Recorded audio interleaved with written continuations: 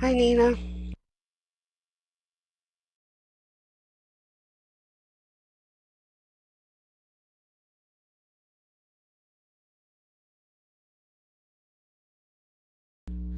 Okay, so this session, we are finishing up Unit 7. We're doing Chapters 2 through 4, and then we'll do the quiz.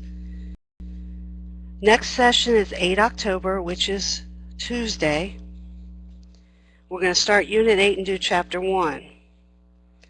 For anybody that's doing both tests, we have scenarios on Saturday 11 to 3. So, hoping to see some of you there.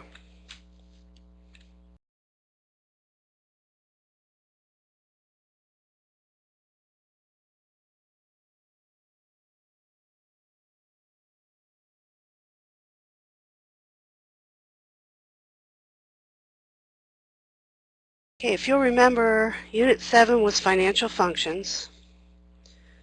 Last session we did general issues relating to budget and financial statements. This one we're going to do cash and banking transactions, the making of various types of journal entries, and the reconciling of electronic funds transfers and bank statements. So Chapter 2 is cash and banking transactions, and we have 20 objectives to get through.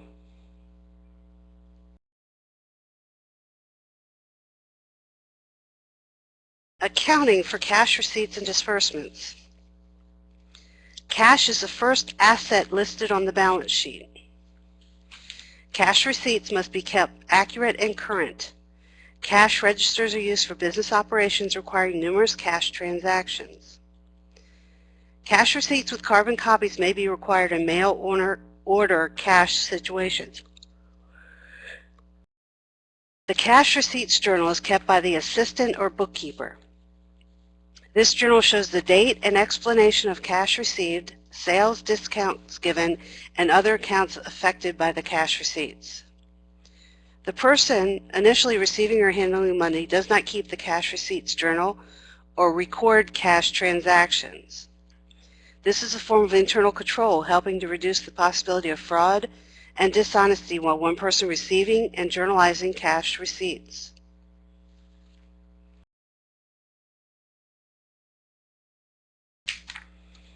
Hi, Raina and Kathy Ann. We just started.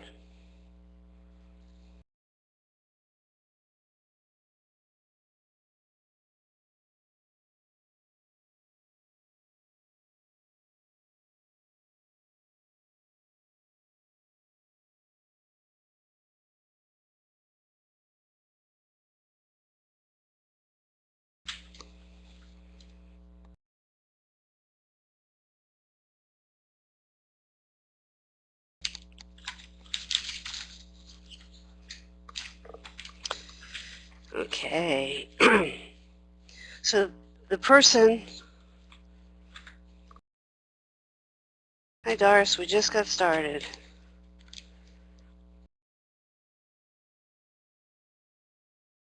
So we were talking about the internal. This is a form of internal control helping to reduce the possibility of fraud and dishonesty by one person receiving and journalizing cash receipts. Other internal controls besides separate cash receipt recording and disbursement functions include assigning well-defined assignments to employees working with cash accounts. Cash disbursements should be made by bank checks, pre-numbered, with separate individuals approving payment, preparing checks, and signing checks.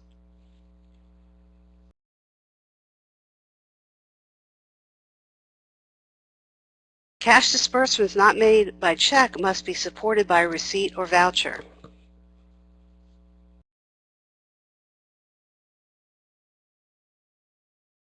Kathy Ann's asking if anybody's doing the exam in Canada.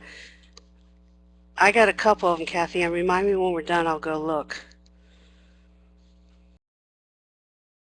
Trustworthy, competent employees should be carefully chosen by the organization. Employees responsible should be rotated, records should be kept up to date, and should be audited regularly. Cash should be physically protected through security equipment and personnel. The making of daily deposits of cash in the bank is an important factor for good internal control of cash funds.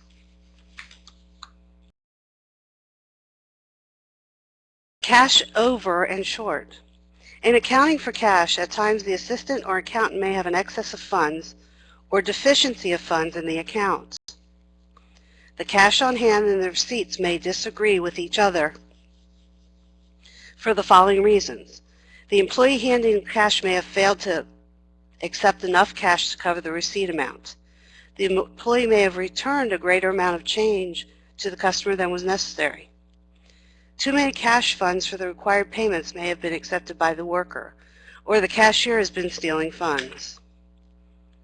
When adjustments cannot be made, or the error cannot be located and corrected, allowing cash on hand to equal total receipts, the cash receipts journal should include an accounting of the fact. If cash is short or less than the receipt amount, the cash short account should be debited for this amount. Remember, debited is the left side of the T account. Cash should be debited left side in the journal for the amount received. An account such as sales revenue should be credited right side of the T account.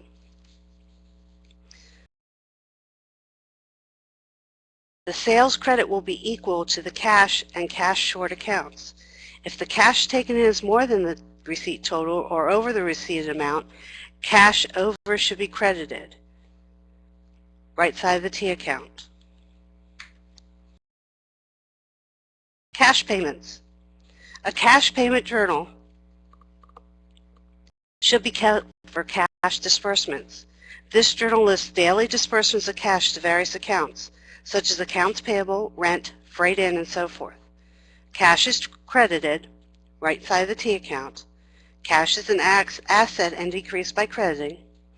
And the expense account is debited, left side of the T account. Expenses are increased by debiting the account. Liabilities are decreased by debiting the account.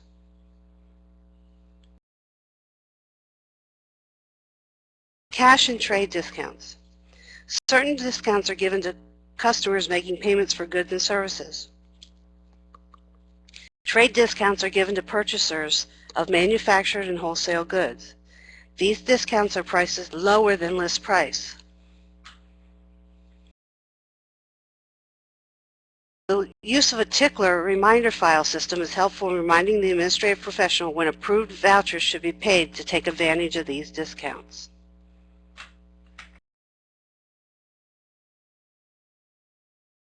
Sales or cash discounts are given by some firms as an incentive for the purchaser to pay for the goods purchased within a limited time period. For example, a builder may purchase building supplies carrying purchase terms 2-10 or N-10, comma N-10. Translated, this phrase indicates that the purchaser will receive a 2% discount off the invoice price if the invoice is paid within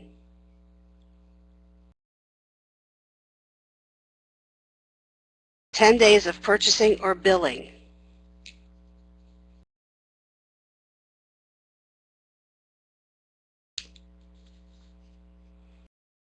So that's the 2-10. This discount is not necessarily listed by the purchaser account. Usually only the price of the actual purchase is recorded in the transaction. So if the invoice is not paid in this time, the net amount is due 20 days after purchase or billing. So the 2-10 means 2% discount within 10 days. Otherwise, the net is due 20 days after. Another abbreviation often used in quoting payment is EOM. These letters represent the words end of the month. A purchaser may buy something quoted N-10, comma EOM. This simply means that the invoice amount less sales returns must be paid no later than 10 days after the end of the month of purchase.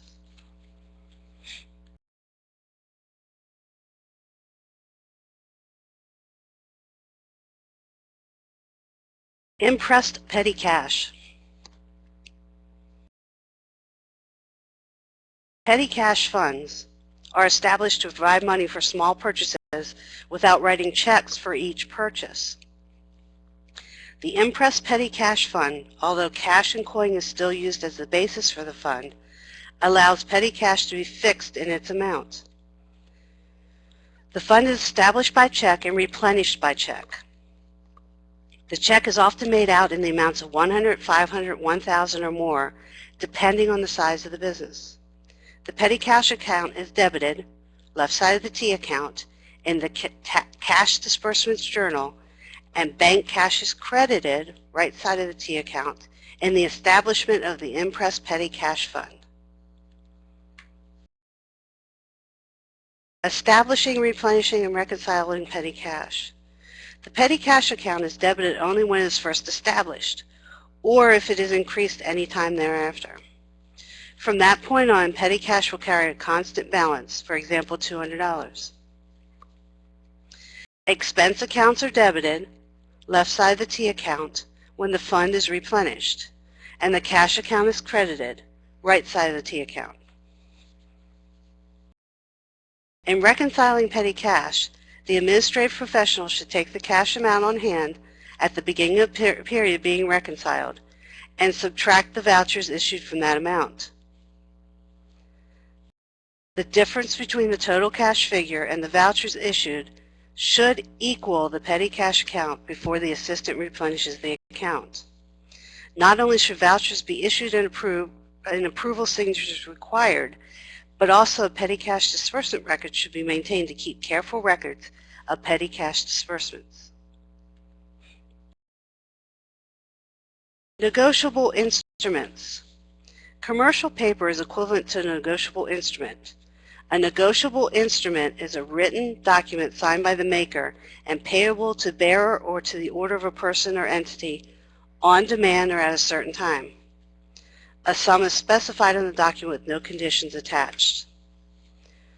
So types of negotiable instruments commonly used include checks, drafts, promissory notes, certificates of deposit. A check is a draft drawn on a bank and payable on demand, and a check is the most common form of draft. Cashier's checks are drawn on the bank itself and are payable to the payee on demand. Certified checks hold the bank liable for payment. Voucher checks are regular checks with vouchers attached. Bank drafts are checks drawn by one bank on another bank. The bank drawing the funds has an account at the bank from which the funds are drawn. Trade acceptances are drafts payable on a future date related to the sale of goods. Notes involve two parties. Drafts involve three parties, as in the case of drafts.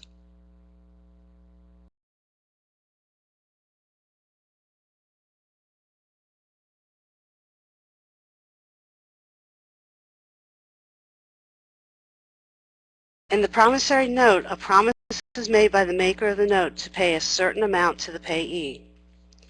Certificates of deposit acknowledge that a bank has received specific funds deposited by a party and that an amount will be paid to the party, usually in the form of interest at a certain date in the future at the time the certificate is surrendered. Negotiation of commercial paper. When a negotiation instrument is legally transferred from one party to another, the transferee or receiving party becomes the holder of the instrument. The holder or assignee has all rights to the instrument. Holders in due course receive commercial paper with the understanding that the document is legitimate and of the value stated. The document is current and not past due, and it is understood by the holder in due course that no other parties have any claims to the instrument. A payable to order instrument is negotiable with endorsement and delivery, and a payable to bearer instrument is negotiable on delivery. The endorsement of commercial paper such as checks and drafts takes place on the back of the document. A blank endorsement includes the name of the party written or stamped on the back of the instrument. Qualified endorsements convey the fact that the endorser does not guarantee the payment of the instrument. The endorsement may include the words "without recourse." Special endorsements specifically name the party to whom the instrument has been transferred or made payable. For example, Person B, the payee, writes on the back of a check, "Pay to X," signed Person B. Person X would become the new holder of the check. Conditional endorsements require that a certain condition be met before the instrument can be transferred. The instrument may include wording such as "Pay to the order of Michael Roberts on delivery of 1,000 pounds of wheat as agreed upon," signed Lee Jackson. A restrictive endorsement simply restricts the document for a specific person. Endorsements for collection or for deposit only are examples of restricted endorsements.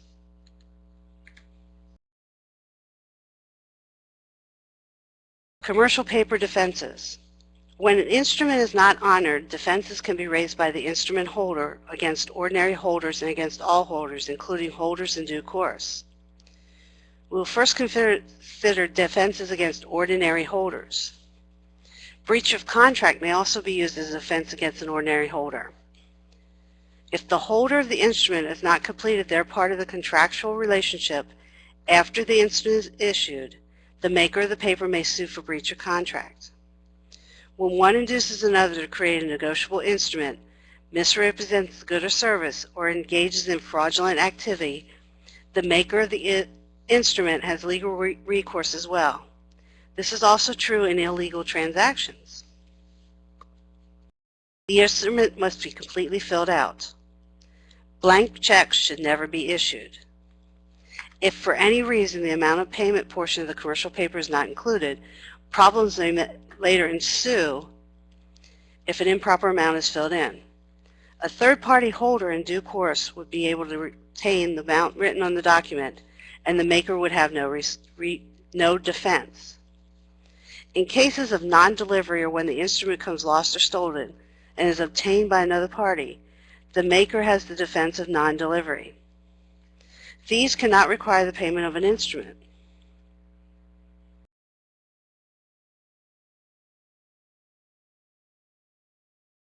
An altered or forged document may not be honored in the whole behalf of the forger or a third party aware of the forgery. In cases of duress, defense may be used by the maker. Duress is the threat of physical harm to a person, their family, or property, theft of criminal prosecution, or theft of economic loss to another. Threat of civil suit is generally not considered duress. In cases of incapacity, except minority, the instrument may be nullified. Other defenses include discharge and bankruptcy, in which case the general defense of bankruptcy is applicable. Universal defenses include forgery, minority, material fraud, discharge and bankruptcy, major alteration, illegality, excessive duress, and incapacity.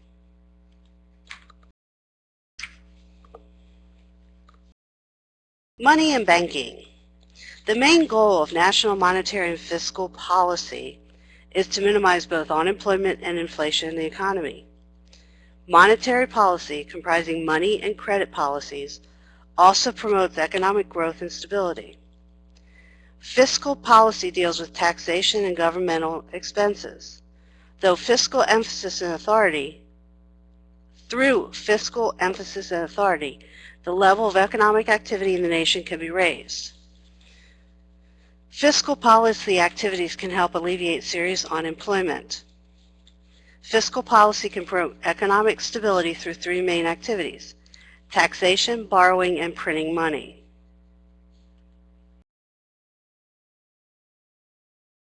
The National Bank. In countries, the National Bank acts as the nation's central bank.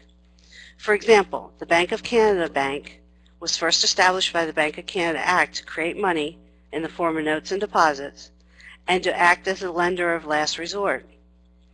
The Central Bank, or Bank of Canada, is a bank for bankers. It holds reserves of and acts as a clearinghouse for commercial banks.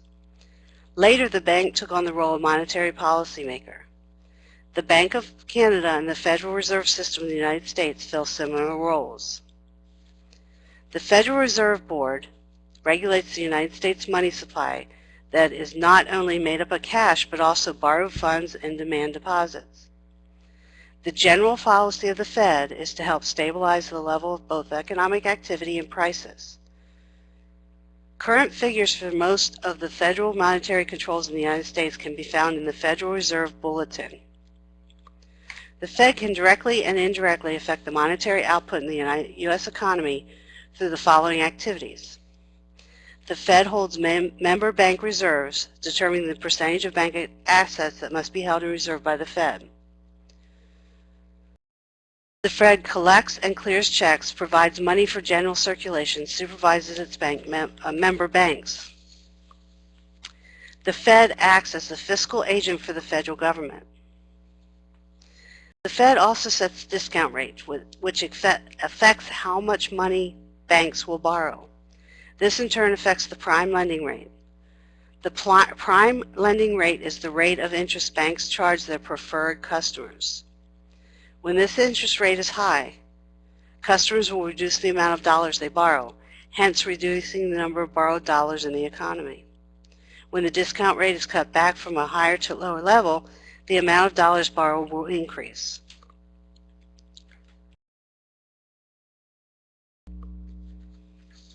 Securities markets. In the United States, primary markets for securities such as the New York Stock Exchange and the American Stock Exchange are initial sales points for sellers of stocks and bonds. Okay, Doris, hope everything's okay. Secondary markets trade these items. Over-the-counter markets engage in buying and selling stocks and bonds not involved in the major stock exchanges. Unlisted securities are traded in over-the-counter markets. Some major economic information sources in the United States include the following. The Federal Reserve Bank, published by the Federal Reserve System Board of Governors on a regular basis. The Economic Report of the President. Economic Indicators of the Presidential Council of Economic Advisors, and the Wall Street Journal.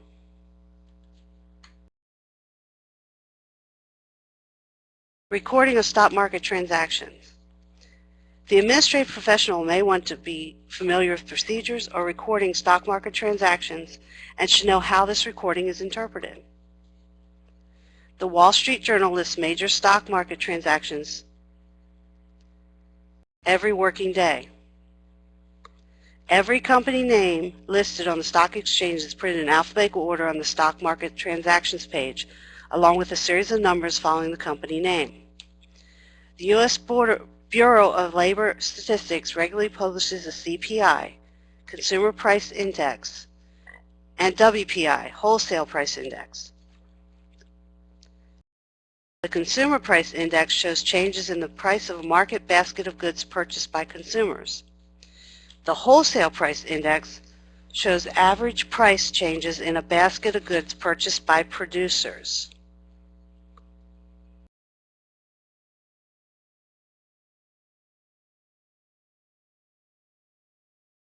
Taxation. Taxes impact nearly every person and entity in one way or another. So several types of taxes imposed by the government. Progressive tax. This refers to taxing persons or entities at increasingly higher rates as the tax base grows in size. Regressive taxation refers to the assessment of lower tax rates of tax as the tax base increases in size.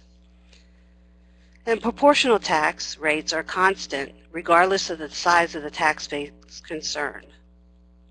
Other type taxes include sales, income, corporate real estate, property, payroll, employment, estate, death, and gift tax, to name several.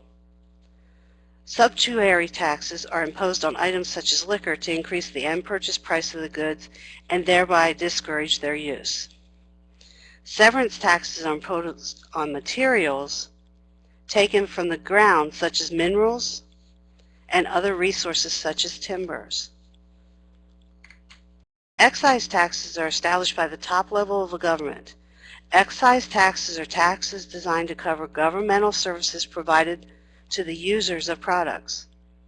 They are sometimes charged to discourage the use of products that may be harmful. Excise taxes are paid by manufacturers or retailers at the local, state, or federal level. They are usually passed on to product end users in the form of higher prices. Corporate income taxes are levied on corporations based on the amount of net income earned by the company.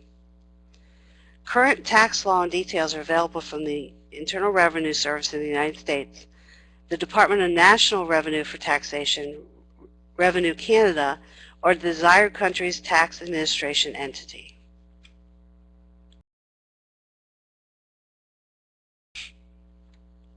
Interest. When we speak of interest, we talk of the price we pay for money use or for borrowing. This price affects other prices we pay, such as prices of consumer and capital goods. Interest rates are determined by the marginal productivity of goods purchased. Marginal productivity is the value of the last worker employed in the work process of the capital goods being purchased.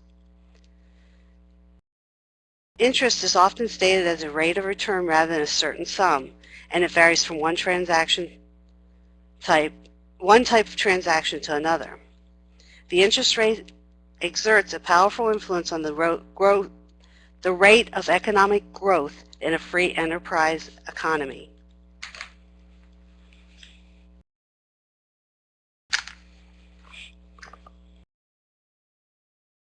Financial instruments and money. In our discussion of credit creation and credit instruments, we'll now consider negotiable instruments. A negotiable instrument is a form of document, usually paper, that can be transferred one party to another as a substitute for money. So remember, the examples were checks, drafts, certificates of deposit, and notes. Negotiable instruments must contain the following elements. They must be in writing. They must contain a definite promise or order to pay a specific amount in money. They must be payable on demand or at a particular date in the future. They must be payable to order or to bearer. When the instrument is made payable to the payee or drawee, that individual must be reasonably identified.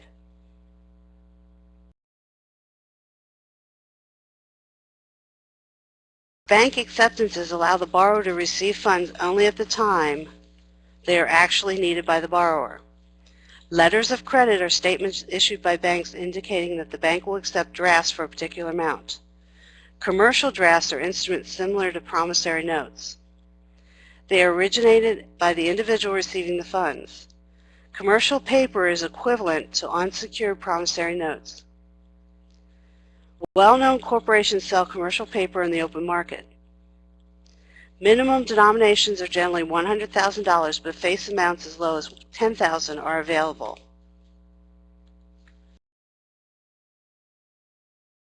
Money defined. Bank demand deposits and currency make up money, or a medium of exchange, in our economy. Money may be used as a form of deferred payment, a measure of quantity, or as a standard of value and store of value.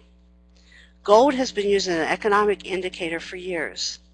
When the price of gold goes up compared with money of a country, the monetary unit is said to be devalued.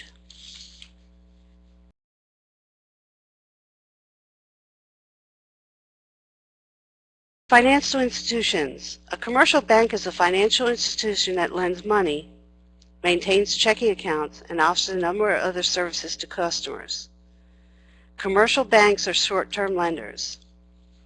Bank services include handling the conversion of foreign monies, the collection of notes, drafts, and bond coupons, the renting of safe deposit boxes, and the preparing and mailing of dividend checks.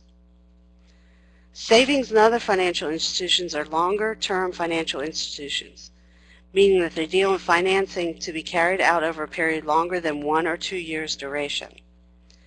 A credit union is a type of financial institution organized to help a consolidated group save money and loan it to each other. Savings and loan associations are financial institutions where people save funds that are used to loan to others, primarily for building homes. Savings banks handle savings deposits from individuals and pay a pre-stated interest rate on the accounts. The savings bank invests these funds in bonds, mortgages, and other legally allowed securities. In the United States, membership in the Federal Deposit Insurance Corporation, FDIC, brings insurance on deposit accounts traditionally up to $250,000 in the U.S. The FSLA, Federal Savings and Loan Corporation, insures savings accounts up to $250,000 in the United States. Insurance companies insure individuals and businesses against many types of risk. Term life insurance is a popularly provided form of insurance provided by companies for their employees. When a company assumes risk that insurance can cover and sets up a program to take care of that risk, it is said to be self-insured. Brokerage firms are established by brokers so they may sell and buy for others. Trust companies are institutions that assume trusteeship for individuals and other firms. Private lending agencies are insured against loss in the U.S. on FHA-approved loans made to buy, build, or remodel houses by the Federal Housing Association, FHA. The Small Business Administration, SBA, was established by the U.S. Congress in 1953 to help small businesses compete in our brisk system. Small businesses, on the other hand, confront a great deal of red tape that adds continued cost to their operations.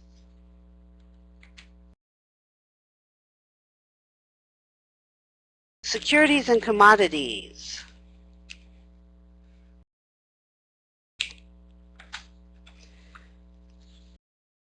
A commodity exchange is an organized market for selected commodities such as wheat, corn, sugar, gold, lead, silver, cocoa, and rubber. Some livestock and vegetables are listed on commodity exchanges such as Chicago Board of Trade. Commodity prices are established on commodity exchanges. Government regulation of security exchanges.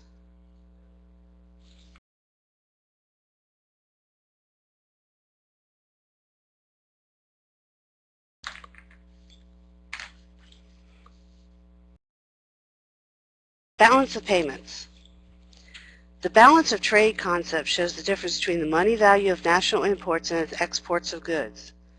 A national balance of payments refers to the difference between the total payments to foreign nations and the total receipts from foreign nations during a specific time period. A nation does not have a deficit in balances of payments if its expenditures are equal to its income from other countries.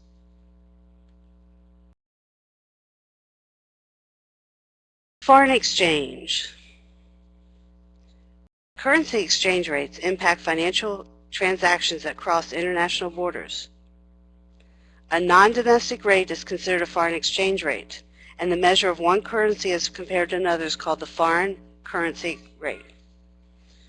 The foreign currency rate may be expressed in terms of the local currency or in terms of the foreign currency. For example, the American dollar value of a euro on a specific counting day is 0.808016. In this case, it takes approximately 80 US cents to purchase 1 euro. From the perspective of the euro, the exchange is 1.23759, or it takes approximately 1.24 euros to purchase 1 US dollar. This rate will fluctuate from one day to another based on supply and demand for the currency, the rate of return available in the country's capital markets, and the ratio of a country's imports as compared to its exports. Okay, that was the end of Chapter 2. Do you have any questions?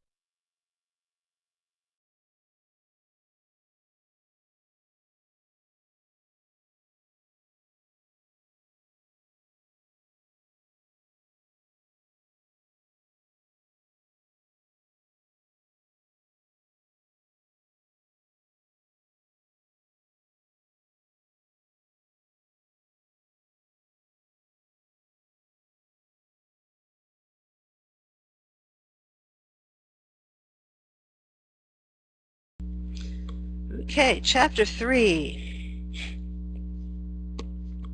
Making journal entries. We have 6 objectives. The accounting cycle. The following 12 steps comprise the accounting cycle. 1. Recognize the transaction. 2. Record documents and transactions.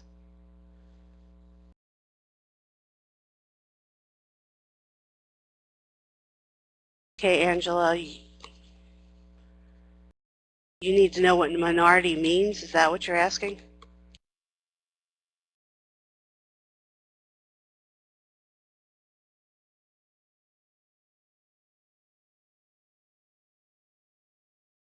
Well, let me see if I can find it for you.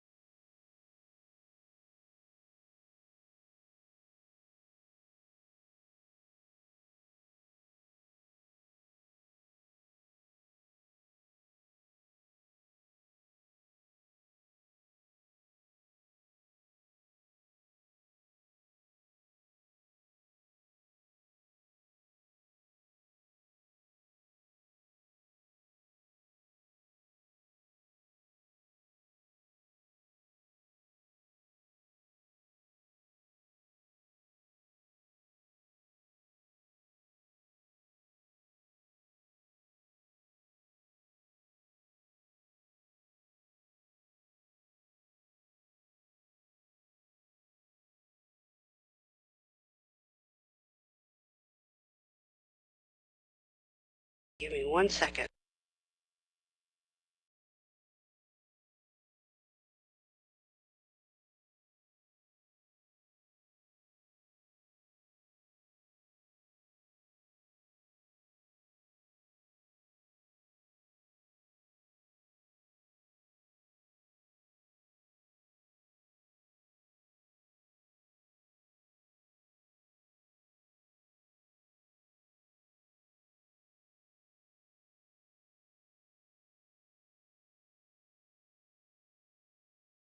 Okay.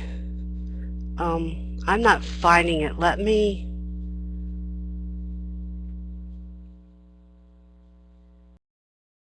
Yeah, I'm not finding...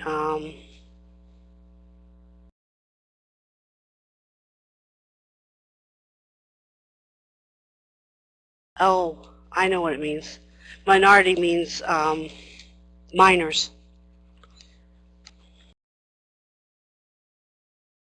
Now I know what you're saying. Now that I know what you're now that I know what you're asking for. Yeah, it's talking about minors. So when it says in case of incapacity, if they're a minor, they're already covered. So if your husband's incapacitated, then that would be where it would be nullified. Does that answer it?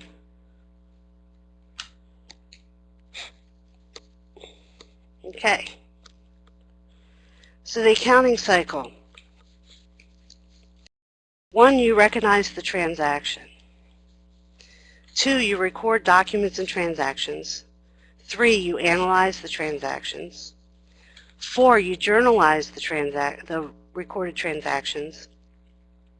5, post the journals to ledgers. 6, make a trial balance. 7, adjust the ledger accounts. 8, prepare the worksheet. 9, prepare the financial statements including income or earnings statement, the balance sheet or statement of financial position, and cash flow and retained earnings statement.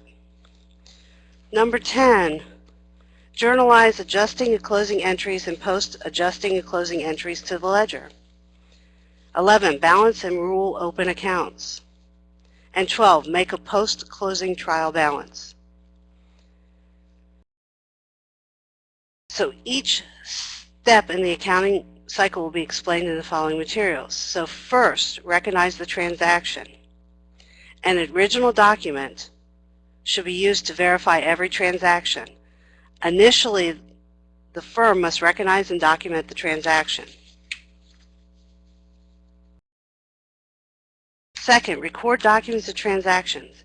Each transaction should be recorded by writing, keyboarding, key punching, coding, or another method available to the accountant. Each transaction should be recorded into specific journals such as cash receipt journal, sales revenue journal, cash disbursement journal, accounts receivable journal. So analyze the transactions. The accountant must examine each transaction from different points of view to determine the impact the transaction will have on the firm. Initially, for example, the accountant must assign the transaction to an asset, liability, revenue, expense, or other account.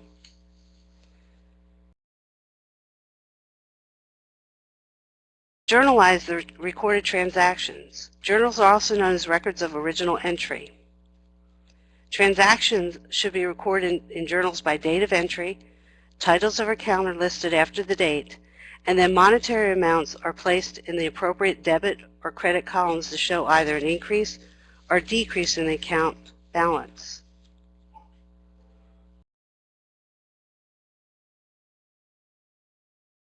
Can you hear me? Okay.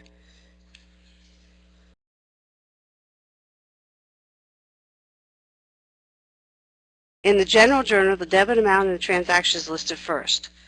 Remember, that's the left side of the T account. Followed by the credit item, right side of the T account, indented beneath the debit entry. An appropriate explanation of the transaction should follow below the account titles. Compound entries occur when more than two accounts are involved in a transaction. Post the journals to ledgers. The ledger is sometimes called the book of final entry. Posting takes place when figures are transferred from the journal to the ledger. Posting classifies financial data by accounts so the manager can determine the status of the accounts and so that financial data can be assembled to compute the financial statements.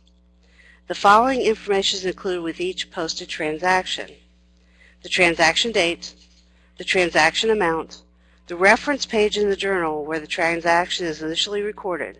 This is also called cross-referencing, and the account number assigned the account in the chart of accounts. To help an organization identify accounts such as typical revenue, expense, asset, liability, and owner's equity accounts, numbers are assigned to each account, and these numbers and accounts are listed on the chart of accounts. Make a trial balance. Once the transactions have been posted to the ledger, the accountant should take a trial balance of the accounts. This trial balance is unadjusted and it takes place as needed, sometimes on a weekly or even daily basis. The purpose of the trial balance is to determine if posting is accurate and to be certain that all debits equal credits. Also, the accountant can determine by use of the trial balance if asset accounts equal liability and stockholders' equity accounts.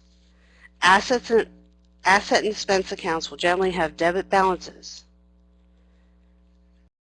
since they are increased by debits. Liability, owner's equity, and revenue accounts are increased by credits. Thus, we may expect that they will have credit balances. The trial balance may be prepared by following these procedures. First, record the heading of the trial balance. Be sure to list the company name, as on all statements the words trial balance should be written, and the date of the statement preparation should be included. The account titles should be listed as they appear numerically on the chart of accounts.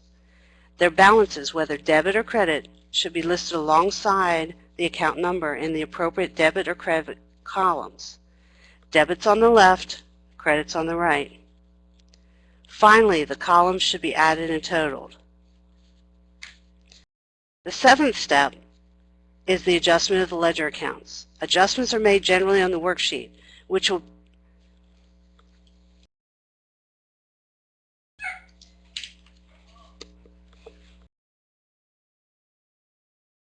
Hold on one second, I lost my cord.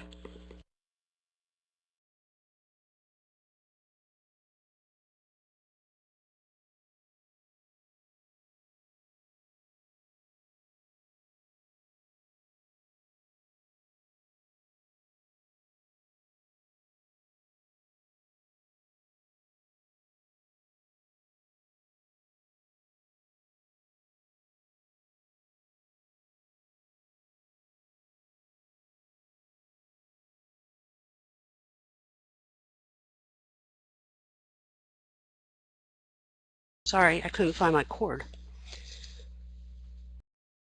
So, the adjustment of the ledger accounts. They are made at the end of the accounting period after all transactions have been posted to the ledger and before the financial statements are prepared. Adjustments are made in the following 4 areas. First, prepaid assets previously recorded are adjusted so that their balances reflect any costs used in the period being reported. For example, the prepaid insurance account may be decreased and the insurance expense account increased to show the prepaid insurance that has been used during the reported period. Depreciation of equipment is recorded by increasing depreciation expense, debiting, left side of the T account, and increasing accumulated depreciation, crediting, right side of the T account. Office supplies should be adjusted to reflect the use of office supplies for the current period.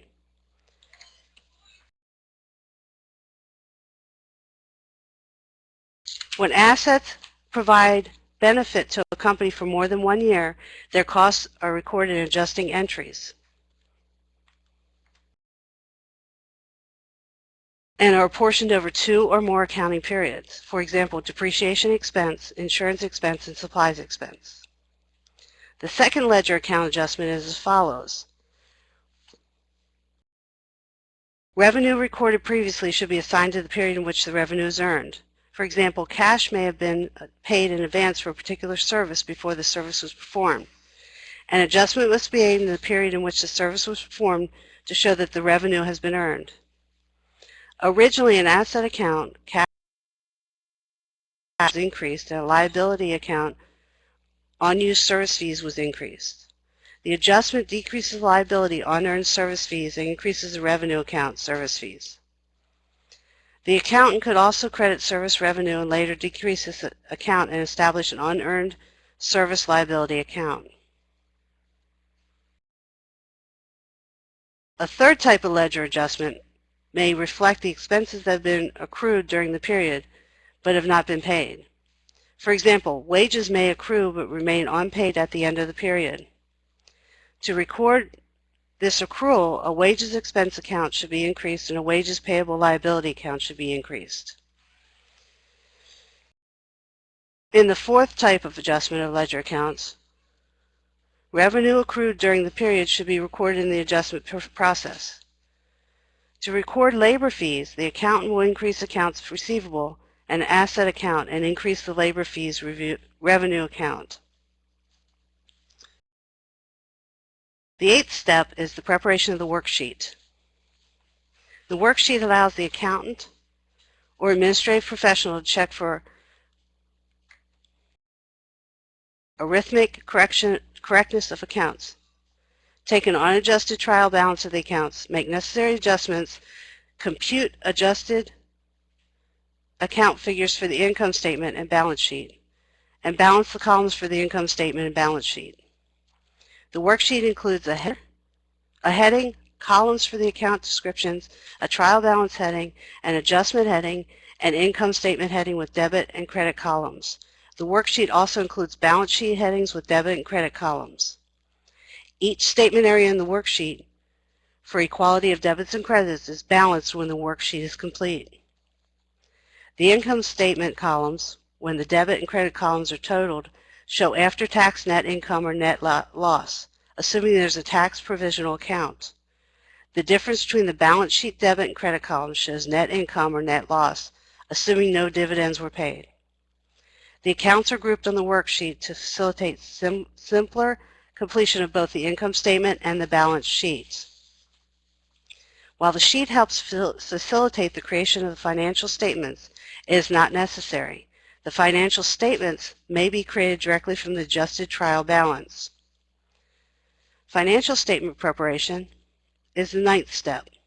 After the worksheet has been completed, the financial statements are prepared. The income statement and balance sheet, both that we have discussed, are the primary financial statements requiring preparations.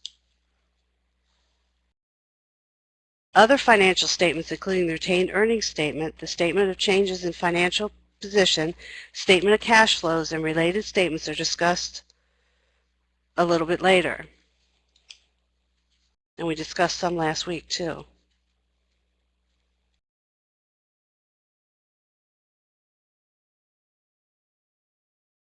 In the 10th step of the accounting cycle, adjusting and closing entries are journalized. After adjustments are made and accounts are in order, the temporary or nominal accounts are closed. Each revenue account balance is debited, left side of the T account, for the same amount. Income summary can be bypassed and accounts can be closed directly to retained earnings in the same manner. Expense accounts are credited for their balance amount and income summary is debited for an equal sum.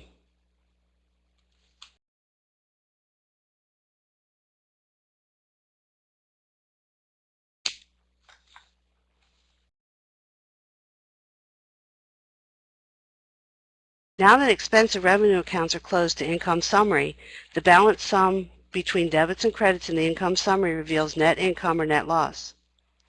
In the case of corporate net income, closed income summary to retained earnings by debiting the income summary balance, left side of the T account, and crediting retained earnings or the capital account for proprietorships, right side of the T account. The adjustments in accounts closing are journalized and then posted to the ledger, as are all other entries during the accounting period before closing expense and income accounts. In the 11th step of the accounting process, accounts are ruled and balanced. After all income statement accounts have been closed, they should be set up or opened for the next year. Nominal accounts include expense and revenue accounts. Ongoing real accounts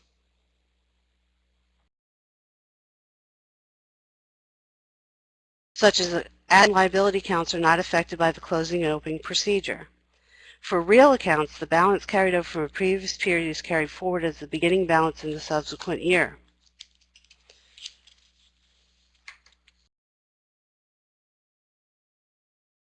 Finally, the 12th step of the accounting cycle is the development of a post-closing trial balance.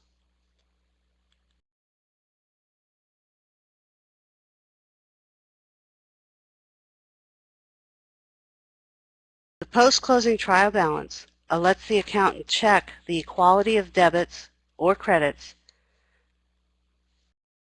and ledger accuracy once expense and revenue accounts have been closed.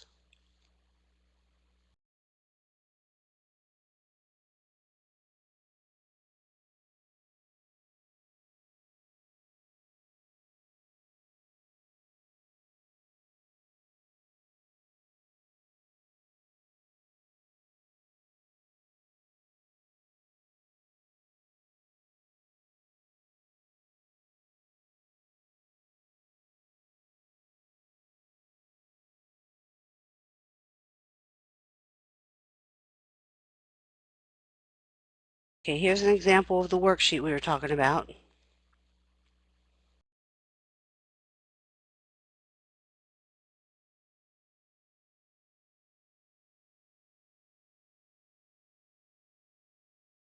Slides are moving a little slow tonight.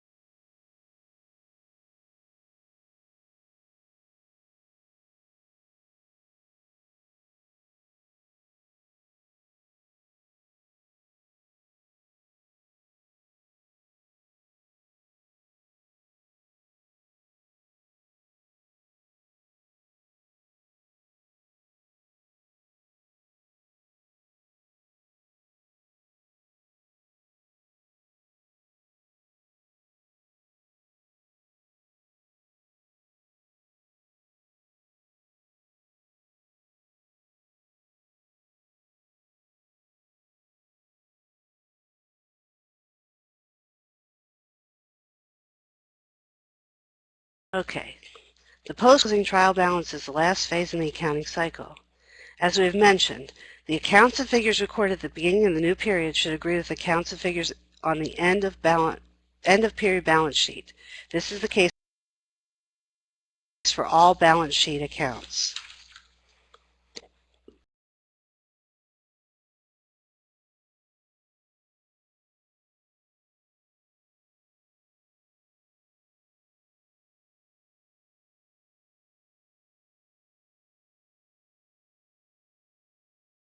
Okay, reversing entries.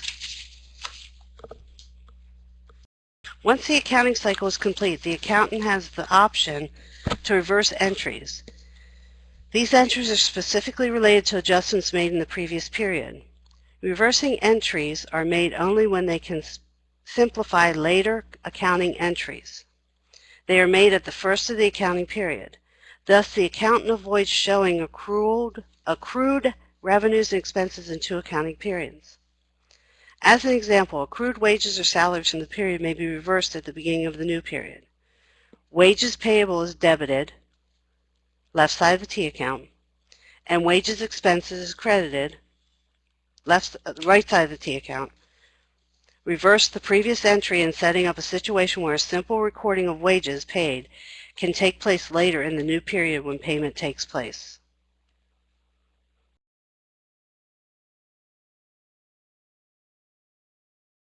Making journal entries. A journal is a chronological record of transactions entries.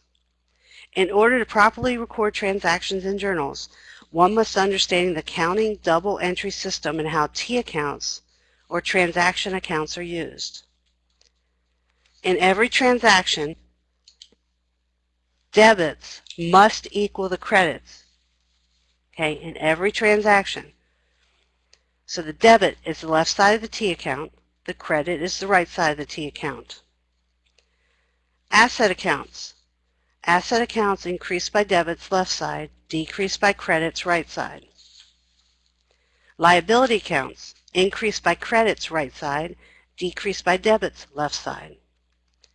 Contra asset accounts, which offset the related asset accounts, increase by credits right side, decrease by debits left side. Owner's equity accounts increase by credits right side, decrease by debits left side. Keep in mind in accounting that assets minus liability equals owner's equity, and assets equals liability plus owner's equity. A journal entry for Martha Sims books for her investment of $10,000 in her own business would be as follows. The cash account would be debit increase, left side of the T account, $10,000.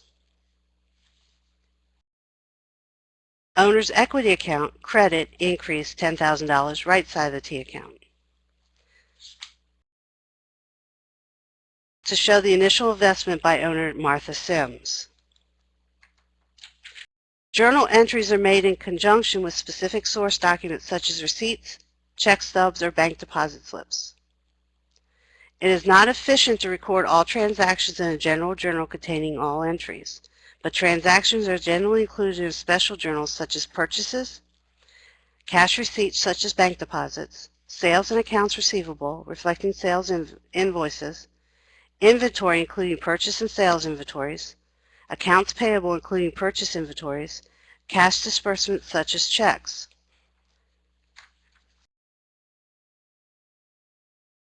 After journal entries are recorded, they are transferred or posted to a general ledger which contains the accounts reported in the financial statements such as cash, accounts receivable, accounts payable.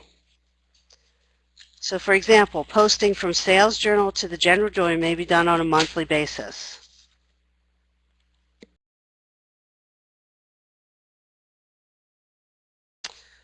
So journal entry example for a purchase. So on September 12th, there's a purchase of $369.50. Accounts payable, $369.50. Purchased inventory on account is the next one. So journal entry for an accounts payable item. 10 October, accounts payable $369.50, cash $369.50.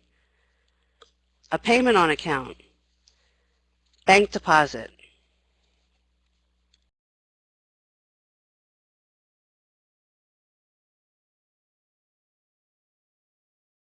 Journal entry for bank deposit. February 15th, cash $5,650.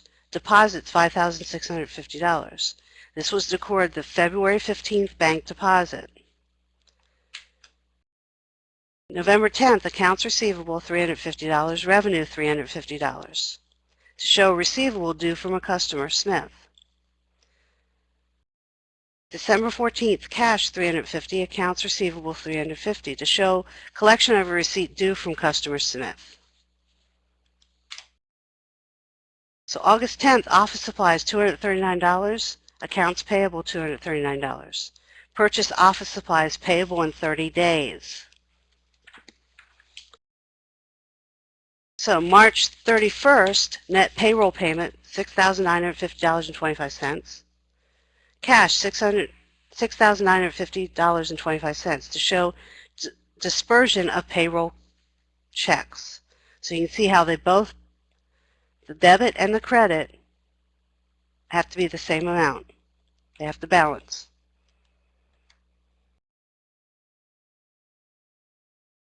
Journal entry correction. If a journal has an error, a correcting entry can be deleted and corrected. This also cancels the posting. The correct entry in computerized accounting system will be posted automatically. The record of the correction should be kept in case there are any audit-related questions at a later date.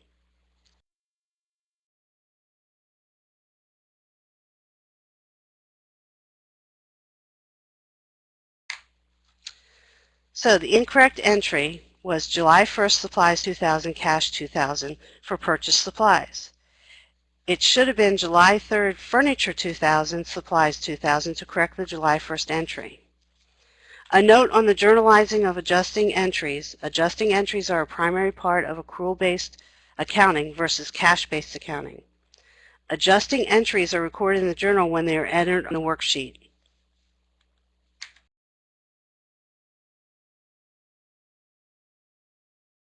Use of the voucher system. In accounting, the voucher system is very helpful in disbursement of cash funds. The voucher itself authorizes payment of an obligation. In a voucher system, no payment of funds can be made without a voucher. Although interrelated with the payment of funds by check, the voucher recording process is kept separate from the payment function.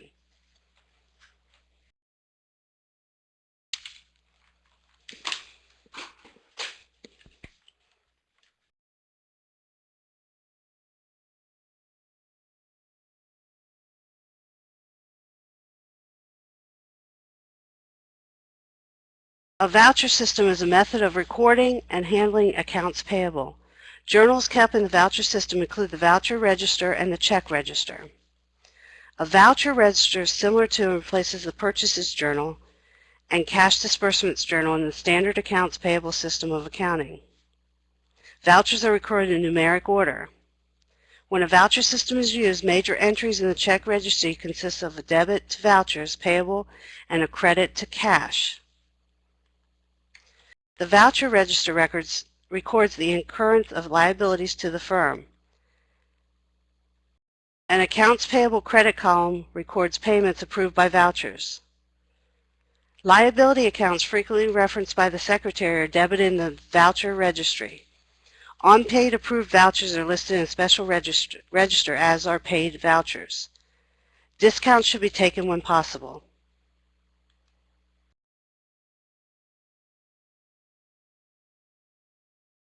Checks and check registers. A check is an order to a bank to pay a certain sum to a third party on demand. Usually checks are numbered for reference. Most companies normally use regular checking accounts. However, bank cashier checks are used at times, particularly when credit for a business has not been established with a supplier. The vouchers payment journal, as we've just discussed, shows a record of incurrence of debt or obligation, while cash register lists debt payments made by check. The check register is a record of all vouchers paid. Okay, that was the end of Chapter 3. Is there any questions, anything?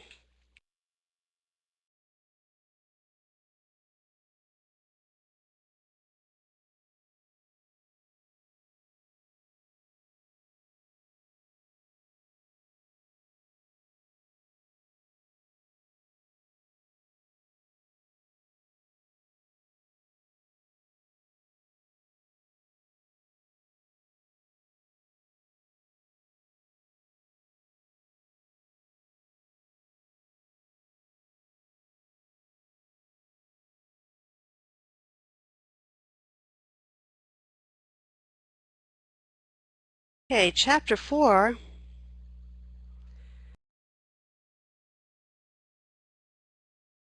is reconciling electronic funds transfers and bank statements. We have 6 objectives.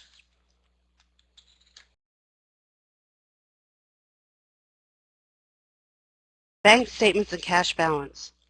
Bank statements are provided monthly to bank depositors. These statements record all deposits made and checks cleared during the month plus an ending balance. Many statements also show regular daily and average balances during the month. Checks that clear the bank during the recorded period are sent with the statement. The amount of cash on hand is usually not accurately reflected by the ending amount listed on the bank statement because of the float factor. Floating funds are equivalent to the amount of money tied up in checks that have not yet cleared the bank. Thus, the bank statement does not show a true cash balance.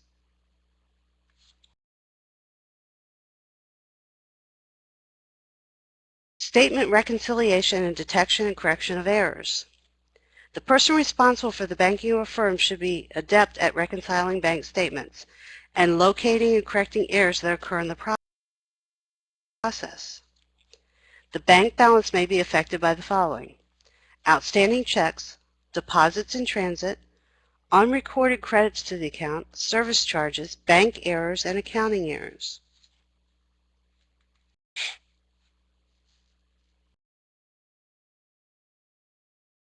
Business bank account reconciliation. When reconciling a bank statement for business purposes, start with the amounts. Number 1, the business cash account balance on the books, and 2, the balance shown on the bank statement. Add or subtract amounts that are not on the bank statement, such as deposits in transit. Subtract outstanding checks. Add or subtract amounts that are on the bank statement but not on the company's books, such as interest, revenue, EFT receipts, and bank collections. Subtract service charges, check printing fees charges, EFT payments, and the other bank charges listed on the statement. From these amounts, you can come up with the adjusted bank and adjusted book balances. They should be the same. Journalize all entries that are on the bank statement but not on the company books, as these expenses reflect the company's cash account. Correct any errors on the company books and contact the bank if there are any errors they should correct.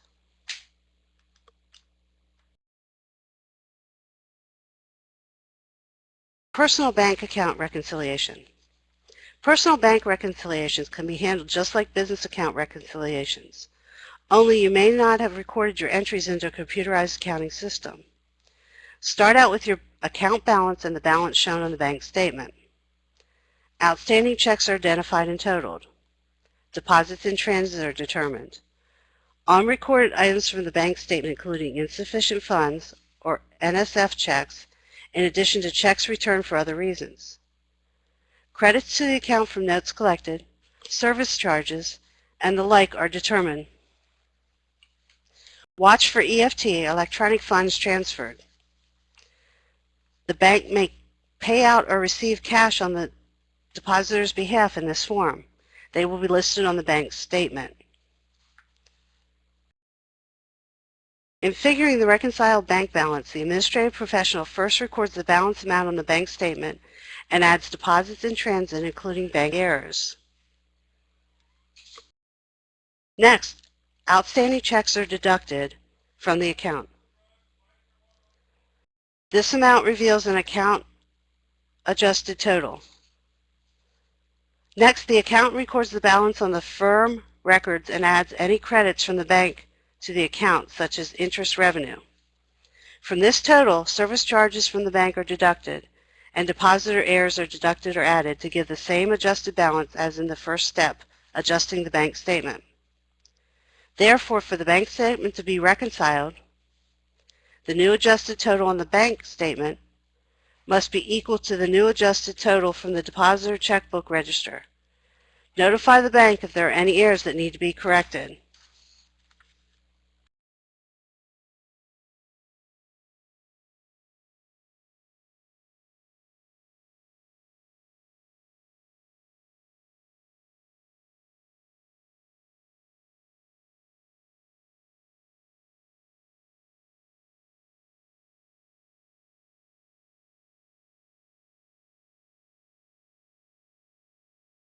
Bank reconciliation journal entry correction. Entries in special or general journals must be made if errors that affect accounts have been determined in the bank reconciliation process. For example, if a credit is received from the bank, such as a note collection, the asset cash is debited to record the new item and notes receivable is credited for the same amount. Errors or items that decrease the amount of cash in the bank are debited and the asset cash is decreased or credited. Items that are already recorded on the company's books do not need to be recorded, and the recording of entries from the bank reconciliation that do not affect the journals or ledgers are an aid for the accountant or record keeper. So an example of entries made to bring a company's cash account into the correct balance from a bank statement. April 30th, cash, $29.31. Interest revenue, $29.31. To show interest earned on bank statement. April 30th, accounts receivable, M. Perkins, $650.99. Cash, $650.99. Non-sufficient fund check returned by the bank.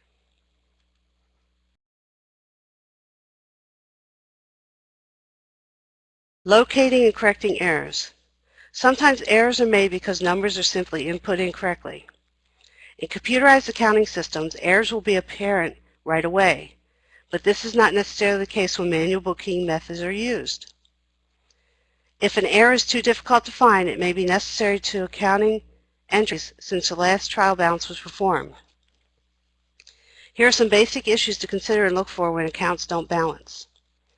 Transpositions, or the switching of numbers, for example, recording the number 63 instead of 36, are common errors and divisible by 9. This key will help you in locating potential errors. If the error is by a number off by 1, 10, 100, or a similar number, the mistake may involve division or subtraction or incorrect copying in a journal or register.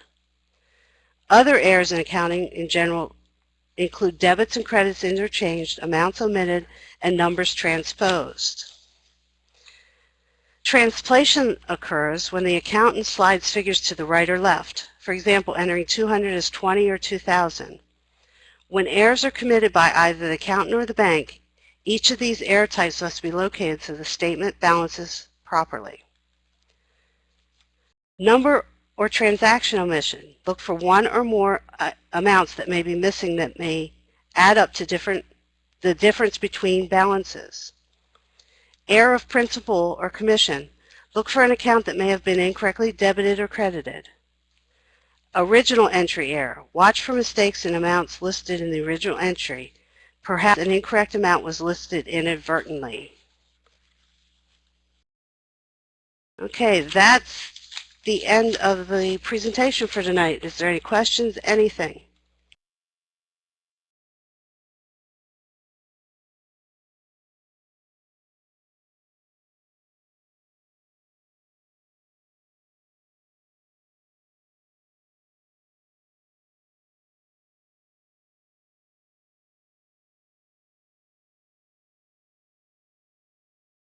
You're not going to fail it, Meredith. Nah, Jillian.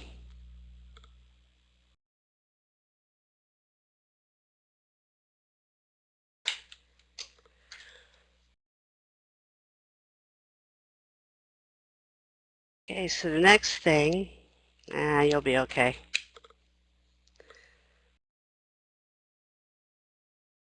So the next thing that we're going to do is the quiz for Unit 7. Everybody always worries about the accounting part.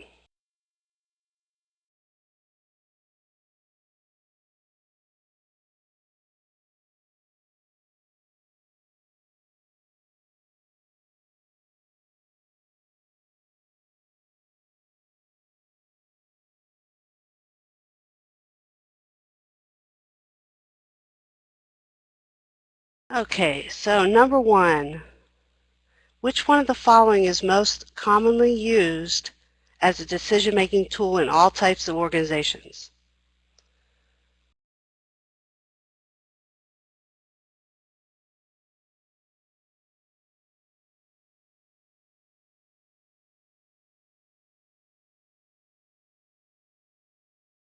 Well, it is sort of just around the corner.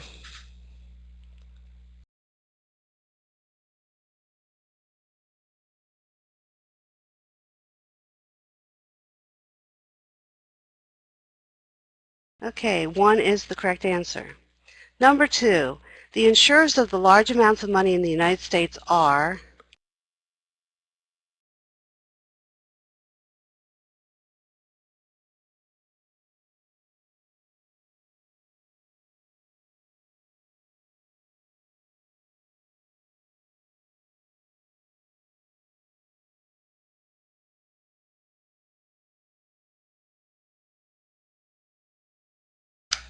Okay, the correct answer is 2. Commercial banks issue the large amounts of money in the United States. So number 1, the Federal Reserve Bank operates based on making policies which in turn affect the government, the Treasury, and commercial banks. The Federal Reserve banks located in 12 reserve districts comprise the Federal Reserve System, which operates the Fed. Mints are locations where money are made or coined, and savings banks are financial institutions chartered in states in the U.S. So the correct answer is 2, the commercial banks.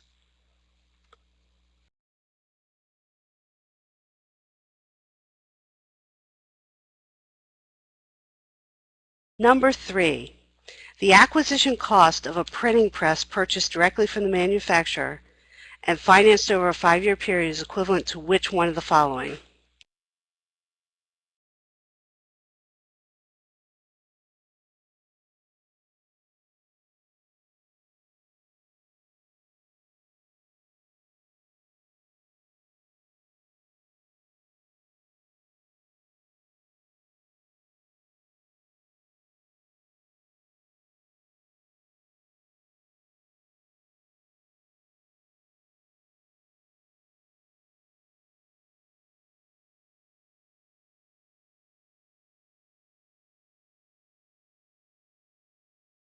Okay, the correct answer is 3. So the acquisition costs represent the cash amount paid or the amount requiring future payment less the interest charges.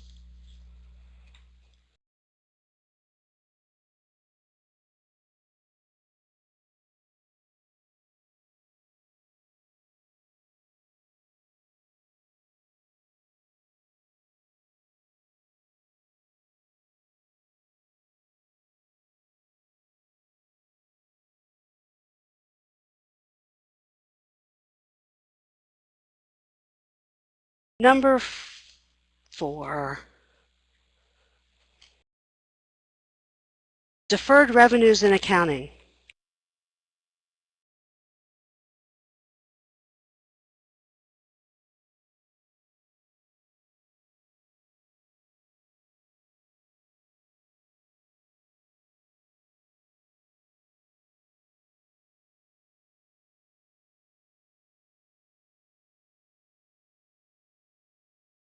The correct answer is 4.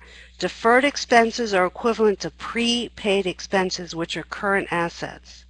Prepaid expenses are written off in the time period of their expiration.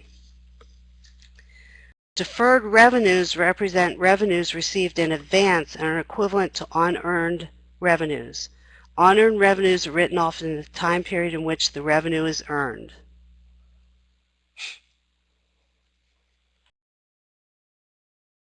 Number 5. Ashdown is determining whether or not to replace old pin setting equipment in the east side bowling alley. Because the old setup and pins are not functioning as they should, the equipment has a book value of $2,000. In this situation, Ashdown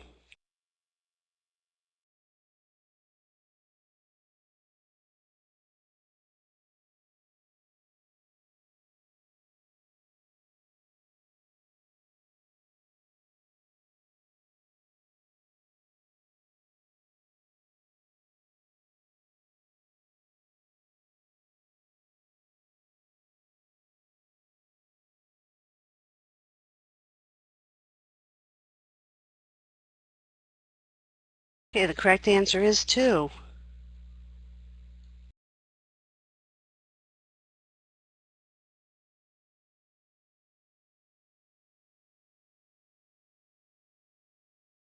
Okay, number 6.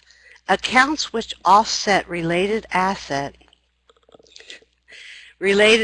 or liability accounts are called, you'll get better, Meredith.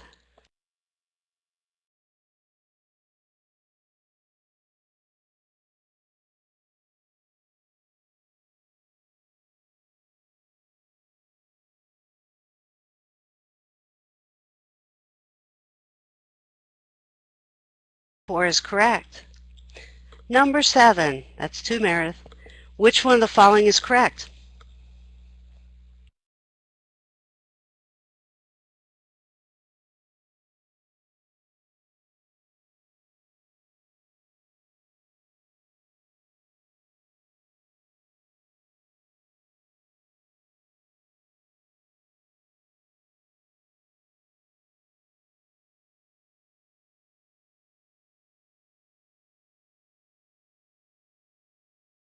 Okay, 3 is correct. Assets minus liabilities equals owner's equity.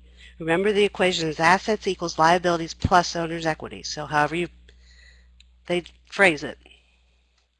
Number 8, which one of the following is increased by debiting? Remember, that's the left side of the T account.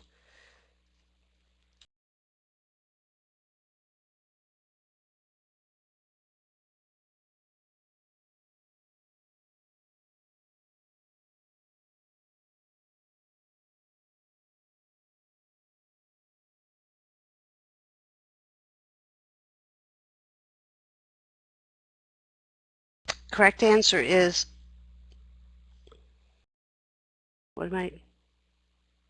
oh, the correct answer is 1. So remember, your assets are they increase with a debit and decrease with a credit. Your liability owner equity decrease with a debit, increase with a credit.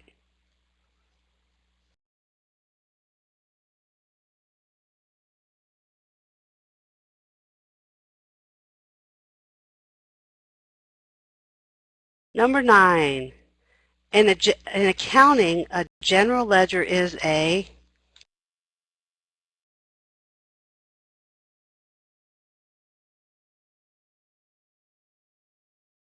assets increase with it, decrease with a credit. Liabilities and owner's equity decrease with a debit and increase with a credit.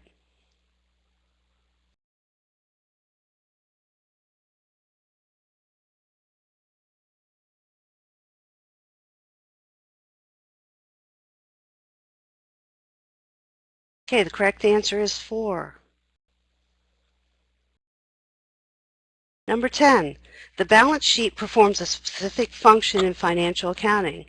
As a professional with accounting background, you're asked to clarify for a coworker that which one of the following items is true.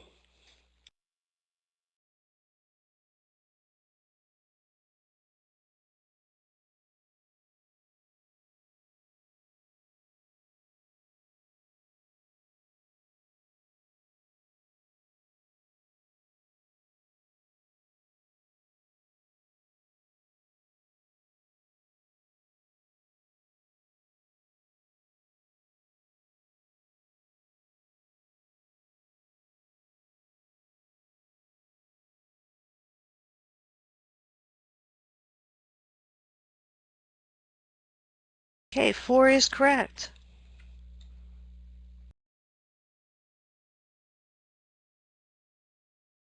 Number 11. A small business would particularly use which one of the following journals?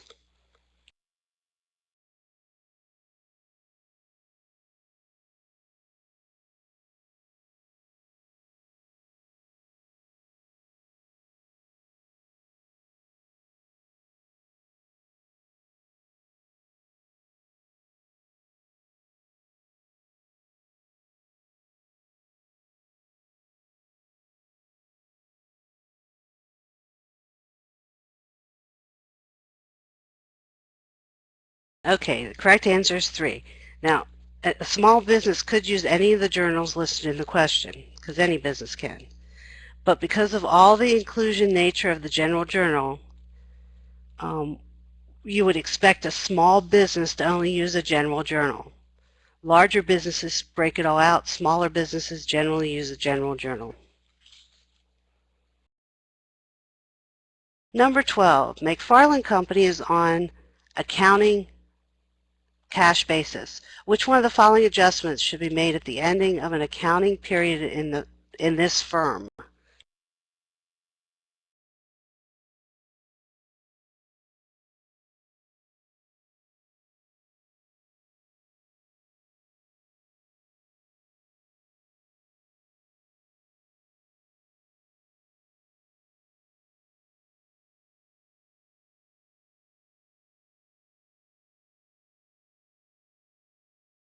Okay, the correct answer is 4, none of the above. If the firm is on an accrual basis, which is what a lot of what we talked about, versus a cash basis, so some of the end of accounting period adjustments that for an accrual basis are you adjust depreciation, unearned incomes adjusted, if cash and assets have been received before service has been performed, prepaid expense accounts are adjusted if one has paid in advance for goods and services, in which case one must record a prepaid asset. And accrued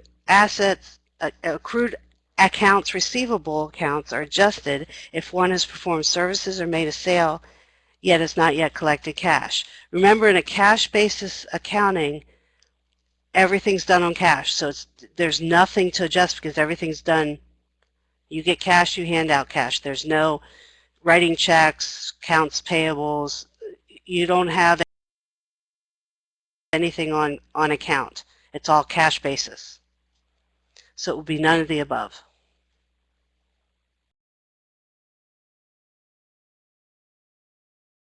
Number 13. Which one of the following is considered a current asset?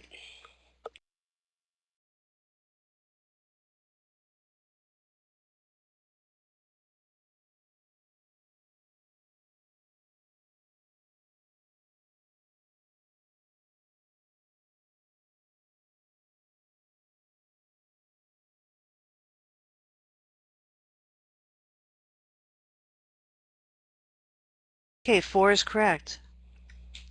14. In the account reconciliation process, cash over should be credited when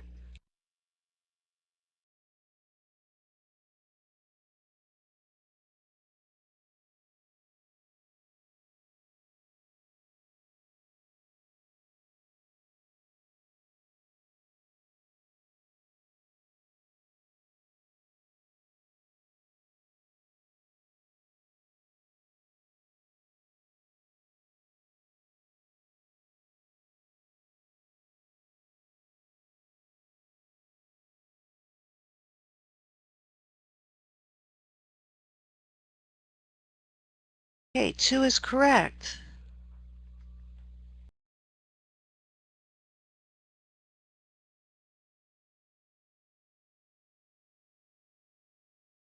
Number 15. You have been asked to replenish a petty cash fund. The journal entry recording creation of a check to replenish this account will require debit to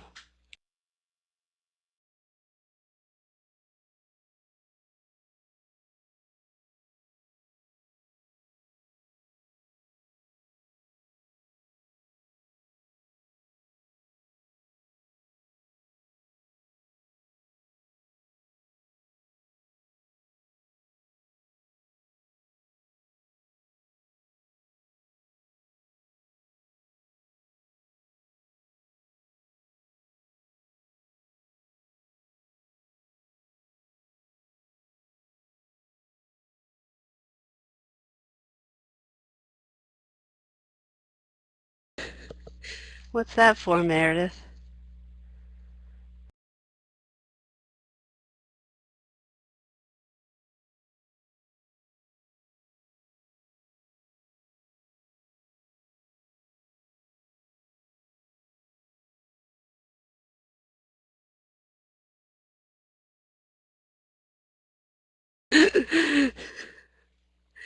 Okay, the correct answer is 1. So debit one or more expense accounts and you credit cash. So you would have something like office supplies expense, postage expense, miscellaneous supplies expense would be on the debit side, and then the cash would be the credit side. Because yes, you're replenishing it, which means the cash is going down. Number 16, all but which one of the following applies to petty cash?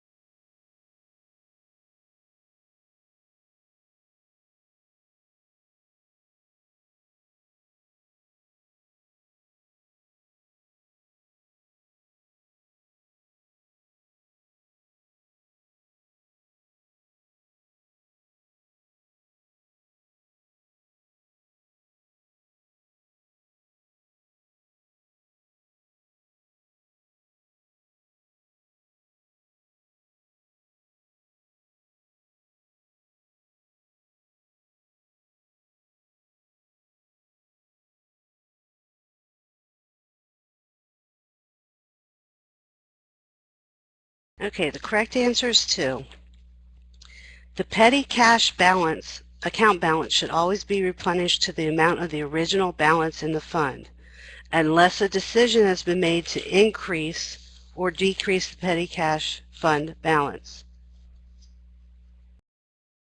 The difference between the petty cash fund amount, such as $200, and vouchers for items purchased from the fund, such as $130, should equal the amount of cash remaining in the fund before replenishment, which would be $70.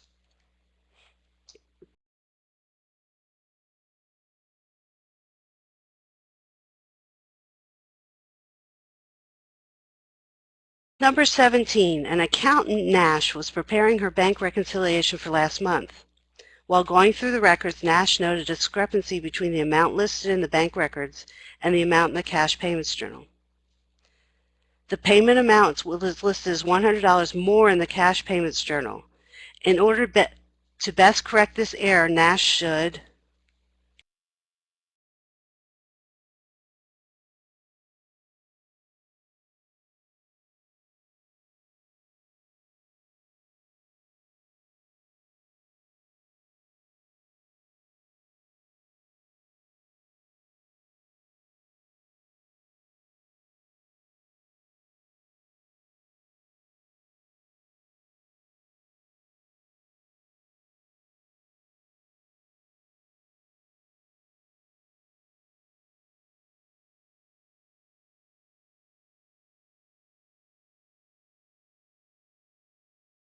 Okay, the correct answer is 2. You add the $100 to the book balance. That corrects the problem. It's as simple as that.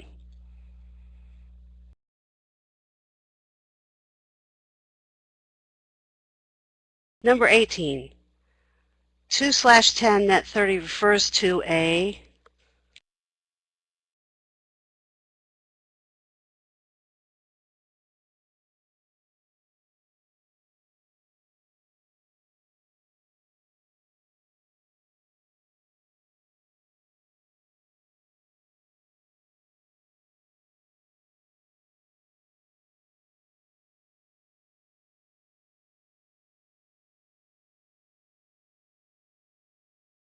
Okay, the correct answer is 3. It's a cash discount. Remember, it means 2% if paid in the first 10 days and the rest of it is due 30 days, or the balance is due 30 days. So it's a cash discount.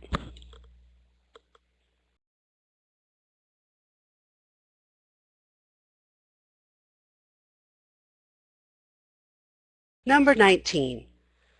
Check registers are designed to show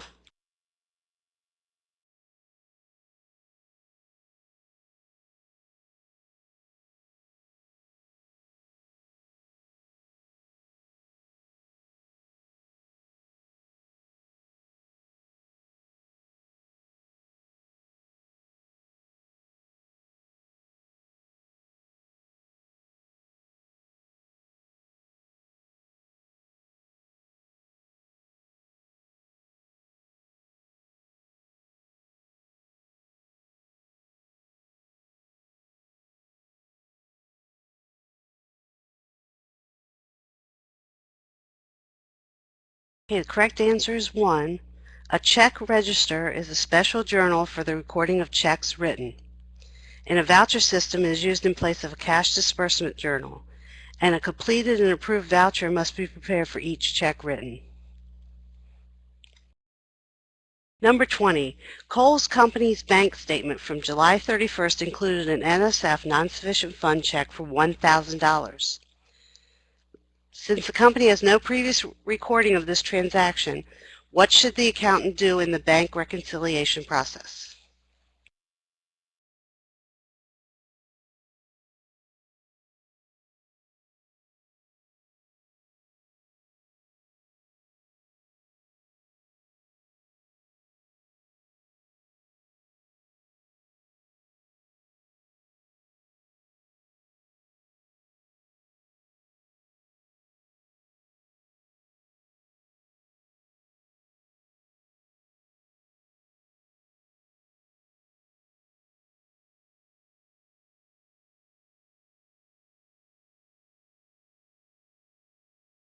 Four is correct.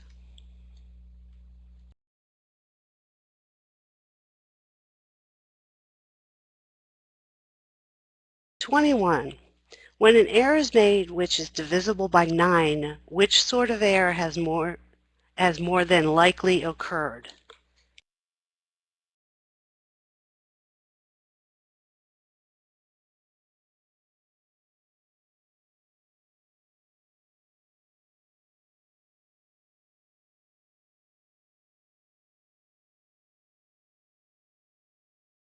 Three is correct. Number 22. Halstead Insurance had a book balance of $10,500 on January 31st. When the bank statement arrived, its balance was $12,000 for the same date. There is a $500 deposit in transit and a $50 check service charge. What amount would the bank need to locate in outstanding checks in order to balance the book, or the bank?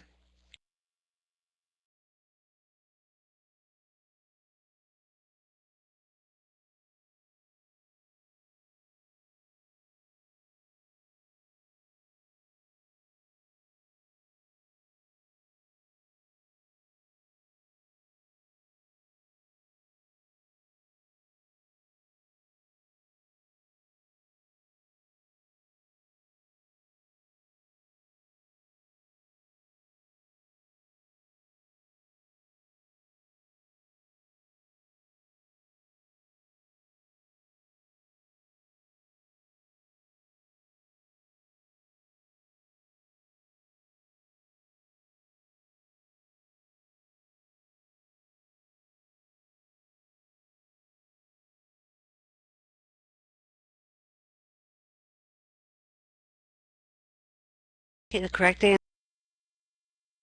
answer is 2.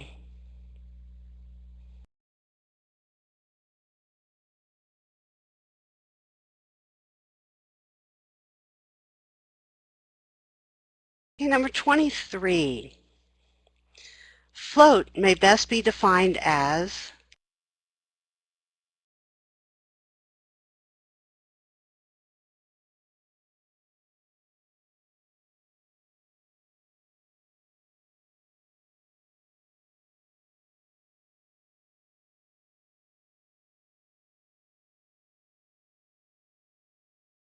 one is correct. 24. When a partnership records payment of interest due, in which one of the following journals would this transaction be recorded?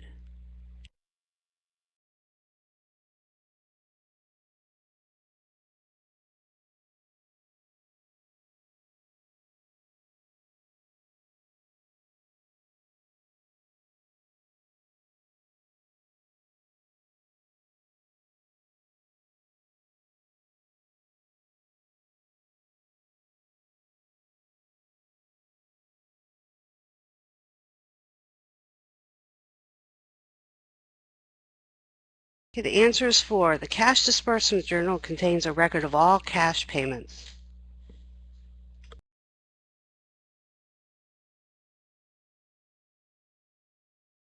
(25) As assistant to the accounts receivable manager, you are asked to help locate an individual who can review the bad debt accounts of the firm. The person selected to perform this function should know that which one of the following items is not correct.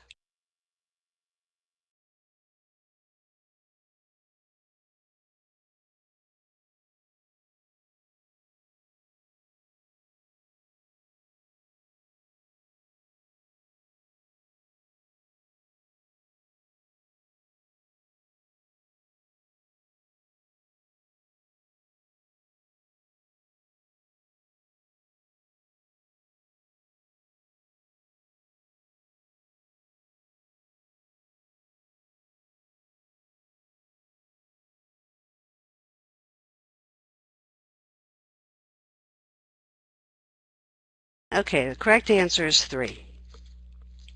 Bad debts on collectible accounts are operating expenses. They are either directly written off or allowed for through the allowance or reserve method.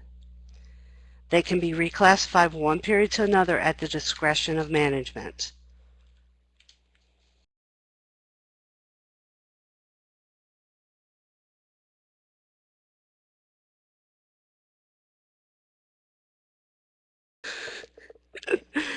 Yeah, I think all of us have that issue. There are quite a few of us dealing with that. Okay, 26. Which one of the following would be designated as a current liability versus a prepaid expense to a business?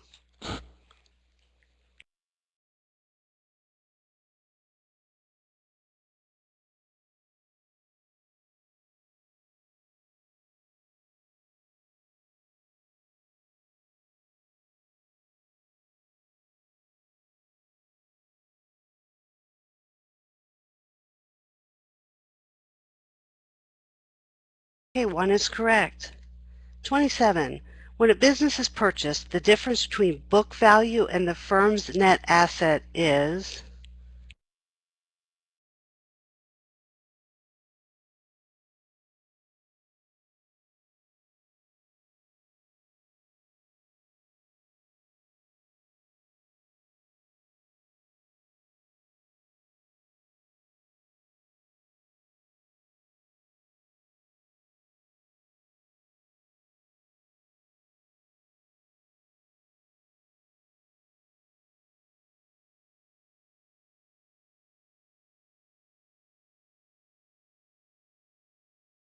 Okay, the correct answer is 4. So let's start with capital.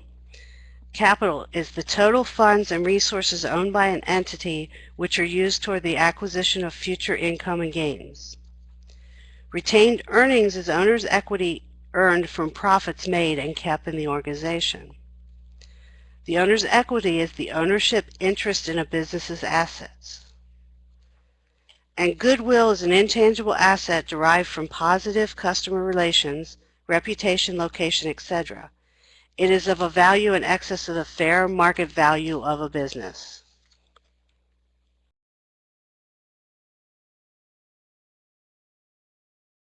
Number 28. The term 5/10 EOM on an invoice means that payment made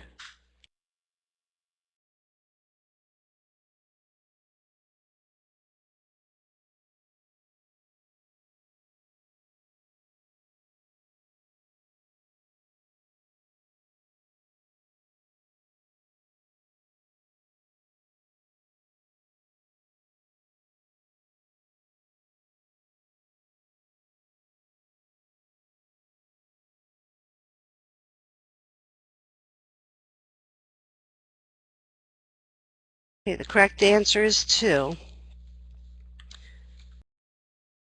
It means 5%. You get a 5% discount if paid within 10 days, otherwise the balance is due by end of month. Okay, so by 10 days after the end of the month, we'll bring a 5% reduction in price. I said that wrong, didn't I? If you pay,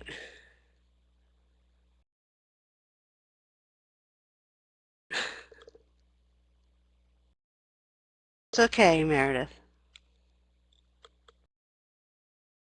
Okay, so it means with the end of the month, there's a 5% discount if you pay it within 10 days of the end of the month. I said it wrong the first time, I'm sorry.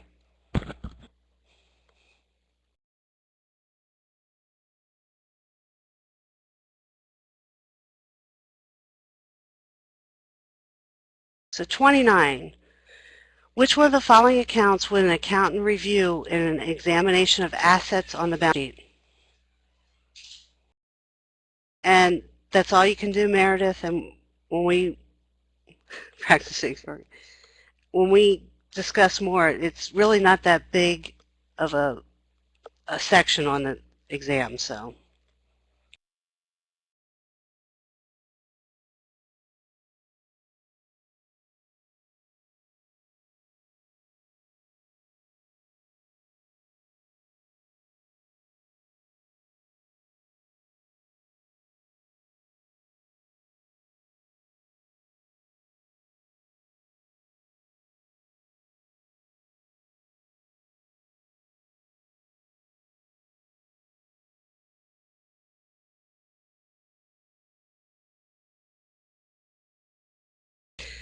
Okay, the correct answer is 1. Cash is a current asset found in the assets portion of the balance sheet.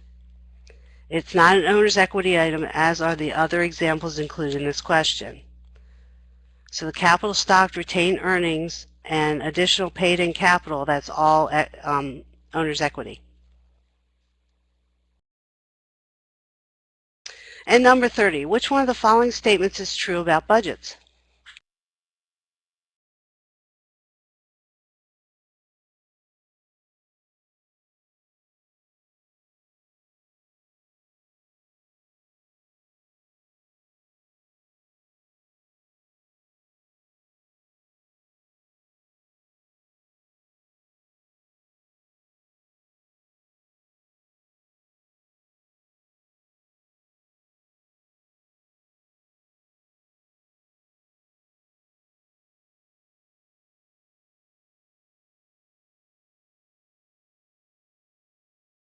Okay, 1 is the correct answer.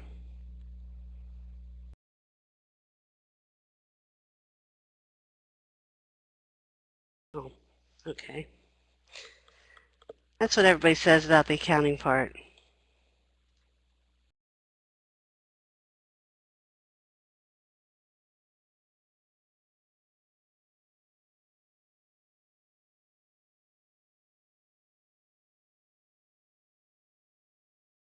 It's better than you think, people. Come on. You got to pick some of the key stuff out of it. And everybody panics. Well, I won't say everybody.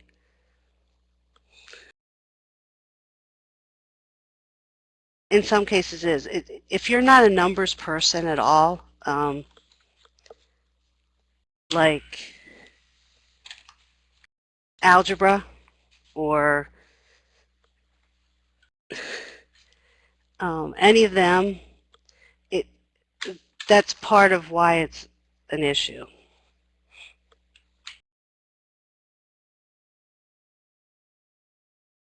You're not the only one, Meredith, but you don't really have to panic. And everybody panic. And that's the other thing Angela brought up a great thing. She keeps personalizing. Do not personalize it. It's the opposite actually of what you personally do. Because remember, you're the company and you're receiving something from other things, so you have to know where it goes. And that's one of the things a lot of people have a hard time with.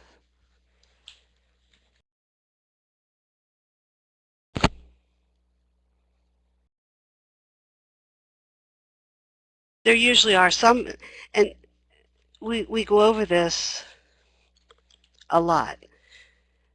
People come out and say there was all this accounting on there. But you're going to remember the questions that you think you got wrong. They're the ones that are going to stand out. And if you think you got all the accounting wrong, you're going to think there's a lot of accounting.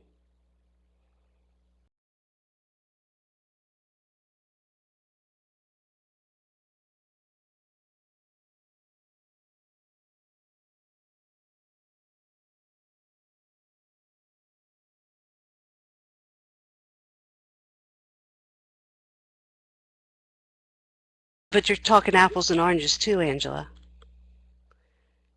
Checks are floating because they're not there yet.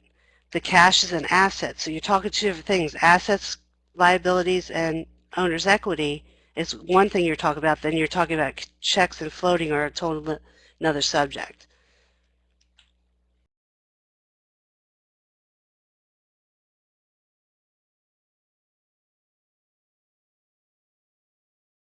Night, Jillian. And you're right, Roxanne, these are a teaching tool. You're welcome, Jillian. Yeah, they cover both the CAP and OM, Jerry. No, Kim. Credits are not positive or negative.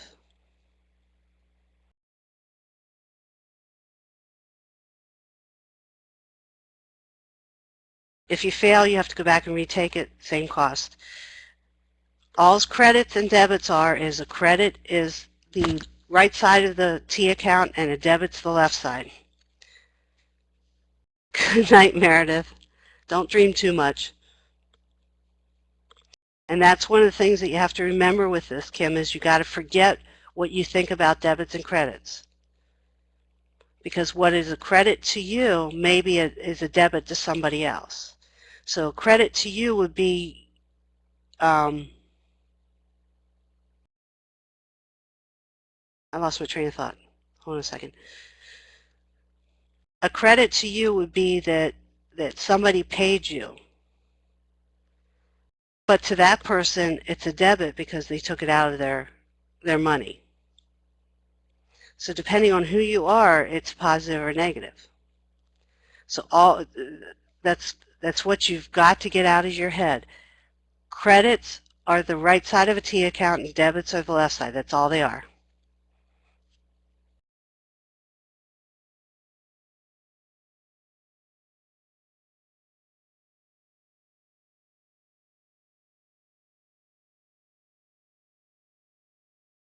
Good night, Angela.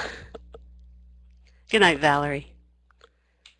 And that's one of the things that's why accounting's so hard for a lot of people. They want to do plus and minuses and stuff.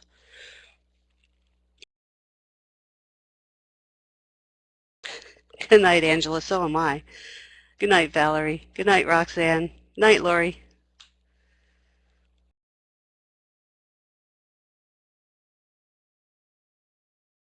Night, Kim. Night, Jerry.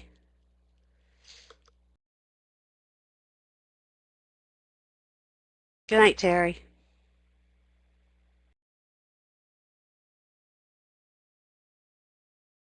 Good night, Alicia.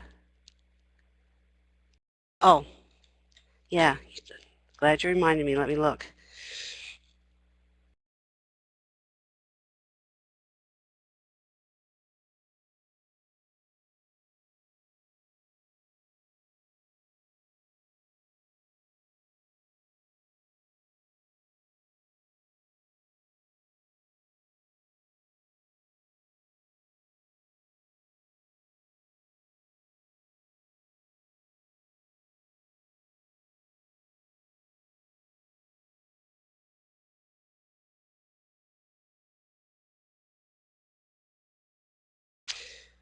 Okay, you're in Niagara Falls. I have 3 of them in Alberta. So they're totally at the other end for you.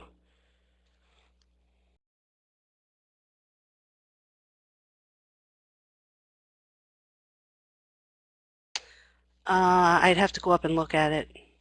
I don't have that right in front of me. Yeah, it's a different province. That's why I had to look up because I knew I had it.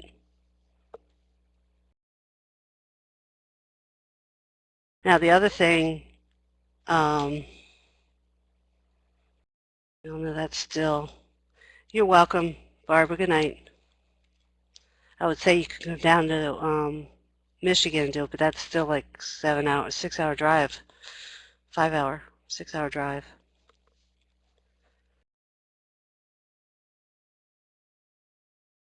I want to say it is in Toronto, but I have to look it up.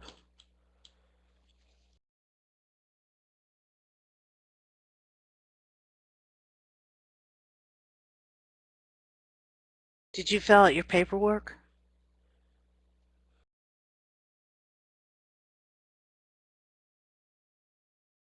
Yeah, you just don't remember what you put on it?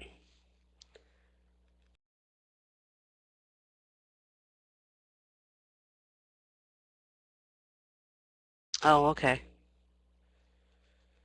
There's not one closer than that, huh?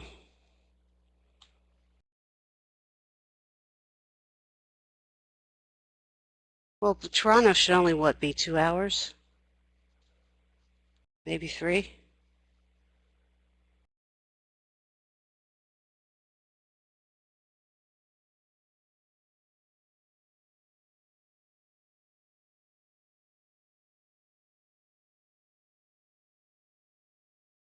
Yeah, I know Toronto traffic. I get lost because my kids used to live in Fort Drum, New York, so we go from here across the Blue Water Bridge to get up to them. And I hated driving through Canada. I mean, through Toronto because it's just awful.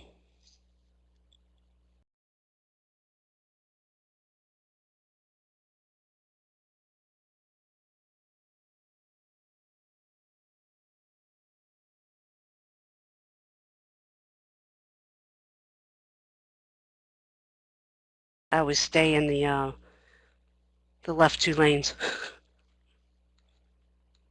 You're welcome, Kathy Ann.